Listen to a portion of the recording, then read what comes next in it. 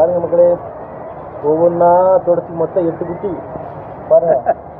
ஃபுல்லாக நனைஞ்சு அது இருட்டு கூட தெரியவே இல்லை. ஒவ்வொன்றையும் கிளச்சி பார்த்து நல்லா பார்க்கும்போது ஃபஸ்ட்டு 3 குட்டி மாதிரி இருந்துச்சு. பார்த்தா 8 குட்டி இருந்தது. ஒவ்வொரு குட்டியும் தொடச்சி பாருங்கள். ஈண்டு 2 நாள் கூட ஆகலை. இது 2 நாள் தான் ஆயிருக்கு. தாய் அங்கே வந்துருச்சு. தாய் அடி ரொம்ப தவிர்த்துட்டேன், போகவே மாட்டேங்குது. அதை அடிச்சு உள்ள போதாட்டம் 3 குட்டி போதாட்டம்.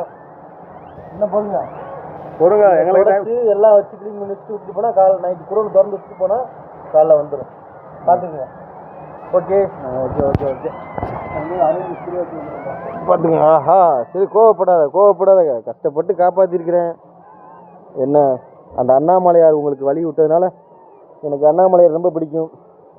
எனக்கு அண்ணாமலையார் வந்ததுனால அந்த நாய்கள் ரொம்ப பிடிக்கும். அவர் உத்தரவு கொடுத்தாரா என்னதில்ல ஆண்டவ முனியத்தில். அதுவும் பாருங்கள், நான் கொஞ்ச நேரத்தில் 6 மணிக்கு போயிருந்தேன்னா இந்த 8 குட்டியுமே இறந்துருக்கும். இது நேரமாக கண்டிப்பாக ஆண்டவன் வச்சுருக்கிறதுனால தான் இவ்வளோ கஷ்டப்பட்டு காப்பாற்றிருக்கிறேன். ஓகேங்களா? 8 குட்டி தாய் இருக்குது.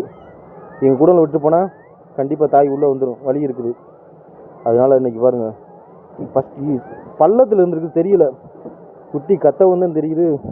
நல்ல காலத்துக்கு தண்ணி ஃபுல்லாக மூழ்க வச்சுனால கண்டுபிடிச்சி ஒவ்வொன்றையும் பார்த்து எடுத்தேன். நான் நனைஞ்சி என் செல்லு நனைஞ்சாலும் பரவாயில்ல, நான் நனையிற பற்றி நான் யோசிக்கவே மாட்டேன். ஒவ்வொரு உயிரையும் காப்பாற்றினேன். எனக்கு அதுதான் முக்கியம். எனக்கு நாயினா ரொம்ப பிடிக்கும்.